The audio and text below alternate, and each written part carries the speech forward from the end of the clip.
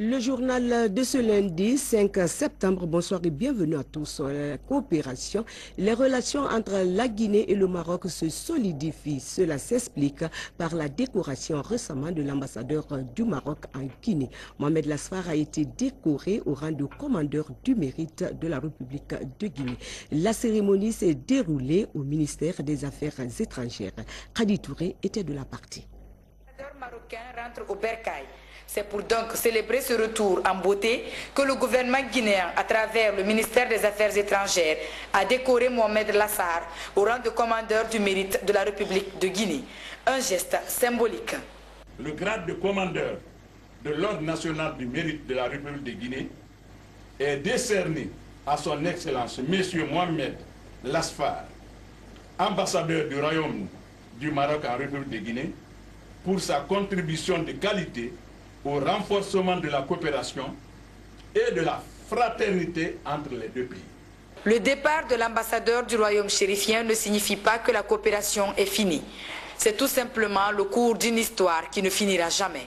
Le succès que vous avez obtenu dans vos activités diplomatiques et personnelles et vos charges de doyen du corps diplomatique témoignent de l'intérêt et de la disponibilité réelle qui étaient les vôtres en faveur du Royaume et de la Guinée. Pour l'ambassadeur du Maroc, ces 8 années passées en Guinée n'ont été que bénéfiques pour lui. Son départ de la Guinée n'est que formel et restera toujours l'ami de notre pays. Je remercie plus particulièrement Son Excellence, Monsieur le professeur Alpha Condé, président de la République, qui a bien voulu me nommer au rang de commandeur de l'Ordre national du mérite. Monsieur le ministre, je quitte cette belle et accueillante terre de Guinée, confus par tant d'amitié affectueuse. J'en garderai un indéfectible souvenir que ni l'éloignement ni le temps ne sauraient flétrir, encore moins effacer. Depuis l'accession de la Guinée à l'indépendance, notre pays a toujours tissé de bons rapports avec le Royaume du Maroc. Cette coopération est manifeste dans des domaines divers comme la santé et l'éducation. Le Maroc constitue aussi une terre d'accueil pour beaucoup de Guinéens. À noter que Mohamed Lasfar, l'ambassadeur du Maroc en Guinée, a définitivement quitté notre pays. Il est appelé à d'autres fonctions. Passation de service dans le rang des forces armées nationales. L'inspecteur général adjoint des forces armées a procédé ce week-end à l'installation officielle de l'officier adjoint du bataillon autonome des troupes aéroportées Bata au camp Alpha Yaya Diallo et celui du bataillon spécial de la garde présidentielle au camp Joseph Makambo. Sergent Alassane Gabi pour ce reportage.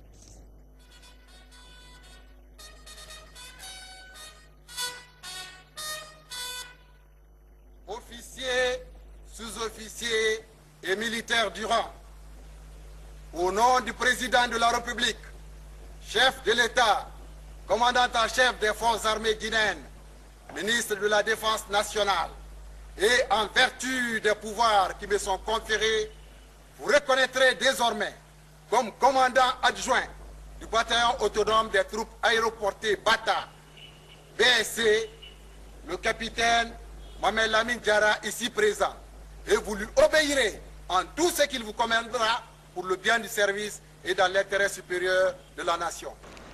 Le capitaine Mohamed Lamine Diarra succède ainsi au lieutenant-colonel Ousmane Sissé au poste de commandant adjoint du bataillon autonome des troupes aéroportées Bata au camp Alpha Yaya Diallo. Les deux officiers ont exprimé leur gratitude à l'endroit de la haute hiérarchie militaire. Remercier d'abord le président de la République qui m'avait accordé cette place, le commandant en chef des forces armées. Je les remercie. Je remercie encore les chefs d'état-major général et les chefs d'état-major particuliers. Idem que vous. L'honneur me fait aujourd'hui par le président de la République d'être devant vous pour être le commandant adjoint de Bata. Parce qu'on en a besoin. Et je m'appliquerai mieux que mon être. Et je vous dis, Je suis vraiment fier d'être là aujourd'hui. L'inspecteur général adjoint s'est ensuite rendu au bataillon spécial de la garde présidentielle au camp Joseph Makambo, où il a procédé à l'installation officielle de l'officier adjoint de cette unité, le commandant Mohamed Ali Doukouré, qui promet loyauté et disponibilité dans l'intérêt supérieur de la nation. Le chef d'état-major général interarmes, toute la direction militaire de la confiance placée à moi. Je viens avec grande conviction de servir la Guinée. Ma disponibilité ne fera pas défaut. Ma loyauté, c'est sans problème. Partout, les officiers sortants et entrants ont réaffirmé leur engagement à défendre les institutions de la République et l'intégrité territoriale. Autre nouvelle dans ce journal, le droit à la libre circulation des personnes le long de certaines rues de Conakry est sérieusement menacé de nos jours au nombre des facteurs de désordre qui persistent dans la circulation des véhicules de transport. Une action caractérisée par la violation délibérée et régulière des règles de la conduite, soutenue par le manque d'espace de stationnement des transporteurs. Mangué Dantouma Souma pour des précisions. Pour tenter d'atténuer la souffrance des citoyens, l'Union nationale des transporteurs routiers de Guinée a entamé la construction d'une gare routière centrale à Matam. Mais ce secteur jusqu'ici cause permanente du non-respect du code de la route ainsi que d'autres obstructions incontrôlées a besoin de changements urgents. Dans le cadre du changement, ces lieux-là, si nous arrivons à désenclaver ces lieux, si nous arrivons à mettre de l'ordre dans cette gare, notre situation sera très bonne. C'est cet appel que je lance, non seulement aux transporteurs qui voyagent, parce que tout le monde sait qu'une route n'est pas une gare routière. Une route n'est pas un garage. Cette volonté des responsables de l'Union nationale des transporteurs routiers de Guinée de contribuer à améliorer les infrastructures dans ce domaine nécessite une synergie d'action et un appui des décideurs. Nous demandons à l'autorité de nous venir en secours, non seulement matériellement, mais moralement. C'est le premier gouvernement démocratiquement élu. Nous lançons cet appel pour que nous puissions organiser le transport dans notre pays. Notre transport n'est pas organisé. Celui qui vous dit que c'est organisé, ce n'est pas organisé. L'État doit savoir qu'il doit s'occuper des transporteurs. À cause de la fréquence et la multiplicité des transactions commerciales, la commune de Matam, qui abritera la nouvelle gare routière, doit être conséquemment préparée pour une gestion appréciable. La gare routière va désenclaver complètement les routes qui sont à Matam. Nous sommes très contents et nous sommes très ravis de voir cette gare routière qui est en construction et ça va désenclaver complètement Madina. Longtemps confronté à d'énormes difficultés de plusieurs ordres, espérons que la construction de cette gare routière saura traduire en réalité l'esprit de la libre circulation des personnes et des véhicules le long de certaines rues de la capitale, souvent pris en otage. Direction Labé, où les services de santé viennent de découvrir une maison où l'on fabrique des produits impropres à la consommation. Cette maison de fabrique est gérée par un Nigérian. Elle a été découverte suite à un incendie qui s'est déclaré dans cette maison située dans la banlieue du centre-ville de Labé. Reportage Falilou Diallo et Sarafidine Diallo.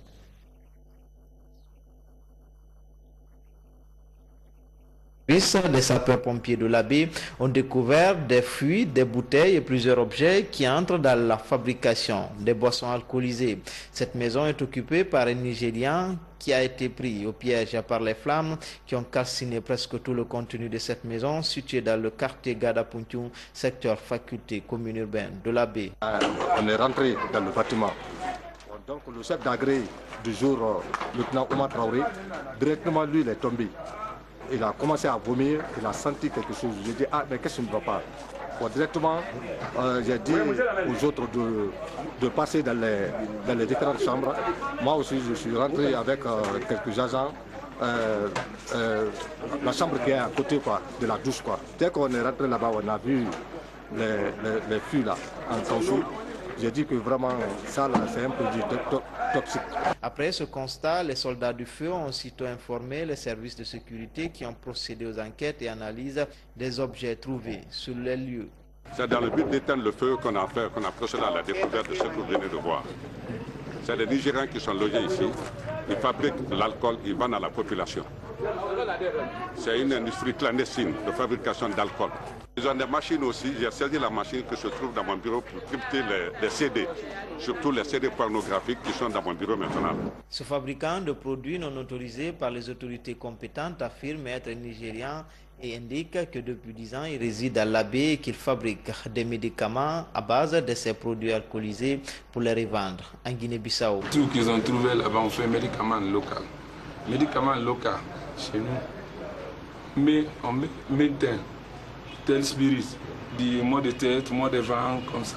Mais ça, j'aime ça aussi. En attendant de voir plus clair dans cette affaire, Fradaï, comme son nom l'indique, passe ses nuits dans les locaux de la maison centrale de l'Abbé.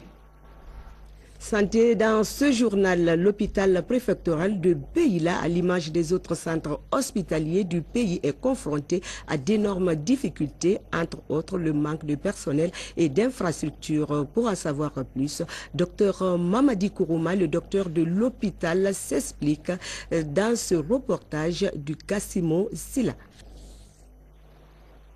La santé et le transport sont deux secteurs clés de développement.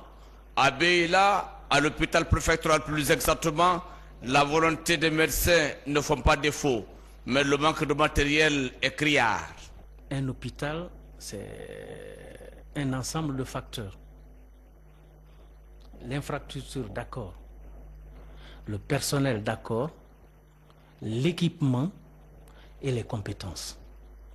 En réalité, si vous nous demandez quels sont nos problèmes par rapport à ce que vous posez, je vous dirais qu'en tout premier lieu, si sur le plan de l'infrastructure, nous pouvons dire Dieu merci, sur le plan du personnel, je vous l'ai dit tantôt, nous avons un très grand gap à combler en termes de médecins, en termes d'aide santé, en termes d'agents techniques de santé.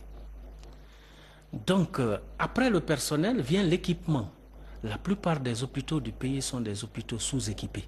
Il faudrait bien qu'il y ait une différence entre la vie à l'intérieur et la vie à Conakry. Les équipements sont vétustes. Nos cialytiques, notre table d'accouchement, notre table opératoire ont besoin de renouvellement. Notre échographe est tombé en panne. Nous avons sillonné Conakry, nous l'avons amené à la maintenance de Donka. Les techniciens ont fait ce qu'ils pouvaient, mais jusqu'ici, il n'a pas pu marcher. La balle est désormais dans le camp des autorités du département de la santé pour combler ces vides.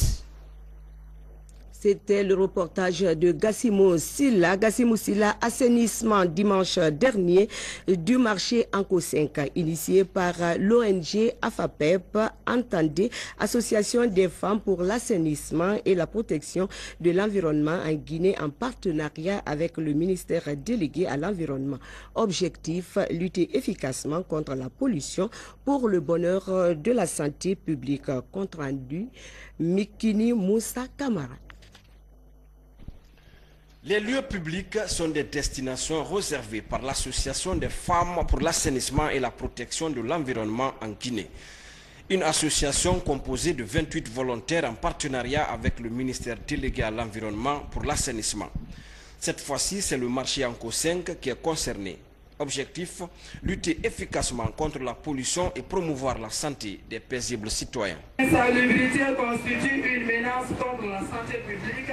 Elle engendre la dégradation de l'environnement avec ses corollaires de l'échauffement climatique et de crise alimentaire compromettant dangereusement la vie humaine de la nation. Notre objectif, c'est pour éviter la pollution et donner une vie saine à la population guinéenne. La prise de conscience de tous les citoyens pour le nettoyage public serait nécessaire afin de minimiser les risques de maladies diarrhéiques qui freinent le développement de toute nation. Chacun devrait donc assainir chez soi avant d'être sur la scène publique. Voilà, fin de cette édition. Merci d'être avec nous sur la télévision nationale. Je vous souhaite une très bonne reprise de travail et très bonne suite de programme à tous et bonsoir.